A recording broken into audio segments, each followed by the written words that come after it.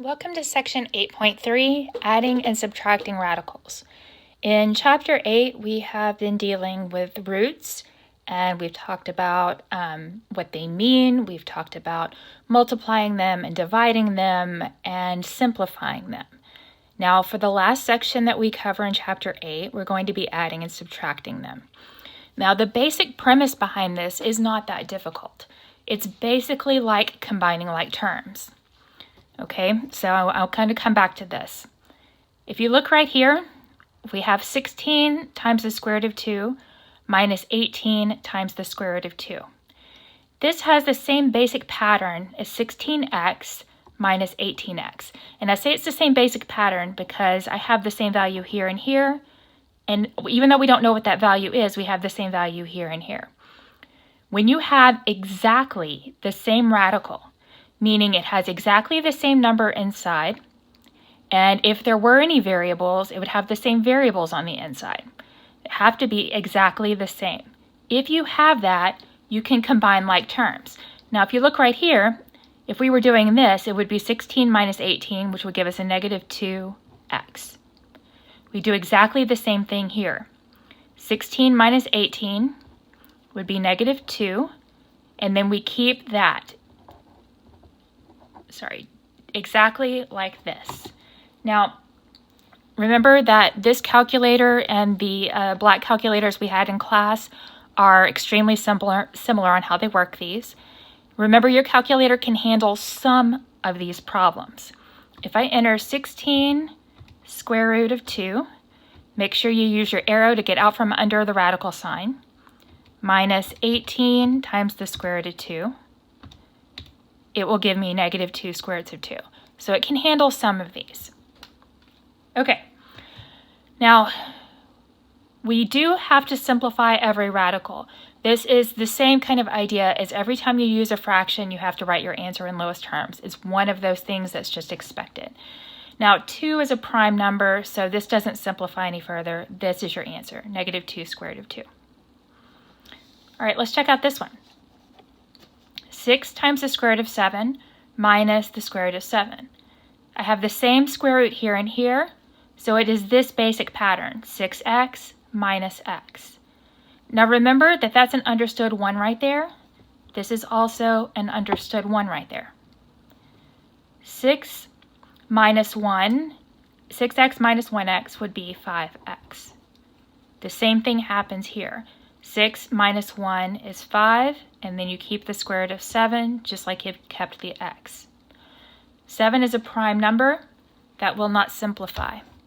You can use your calculator. 6 times the square root of 7 minus the square root of 7, and you get 5 times the square root of 7. So that is correct. Okay, so these two problems you had simplified square roots already, and they matched. What is much more likely to happen is you get a problem like this. Now, as it is written right now, we cannot add these two things together because we do not have the same radical. We might not be able to add these, but we do have to make sure that our answers, our radicals, are simplified. So what I need to do is I need to try to simplify each of these radicals. Now, to do the square root of 24, we would need to find the prime factorization of 24. Now, what I have here is the same sheet of paper we were using in the last section to find our prime factorizations, to simplify our roots. Remember, I said that if you do these neatly, you should probably end up being able to reuse a lot of them. Well, check out right here. I'm looking for the square root of 24. If I look inside this prime factorization that we did in the last section and just cover up the top part, we have the prime factorization of 24. And actually, we did the whole thing right here.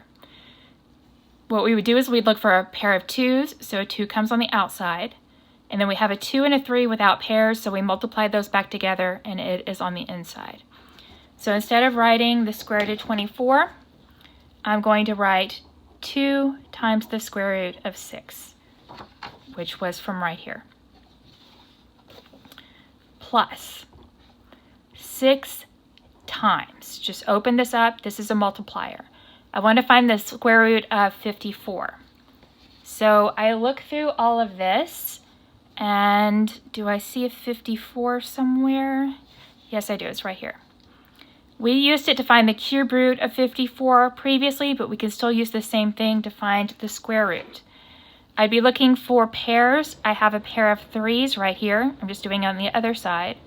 And then what I would have left is a 3 times a 2, which is a 6. So that means the square root of 54 would be 3 times the square root of 6.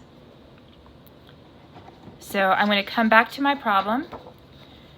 And we said that the square root of 54 was 3 times the square root of 6. Okay, now let's keep going. Let's simplify. I can do 6 times 3, so I'm going to combine these two. I have 2 times the square root of 6 plus 18 times the square root of 6. Now I had to do this much no matter what. I had to simplify those roots. Now look at it though. I do have the same root here and here. So I'm allowed to combine these. 2 plus 18 would be 20 times the square root of 6. Let's see if our calculators can handle this one. Like I said, it can handle some, not the others. It's always useful to use it to check. But like I said, since it doesn't work all the time, you still have to be able to do it by hand. I enter it right, square root of 24 plus 6 times the square root of 54, and it gives me 20 times the square root of 6. So that is correct.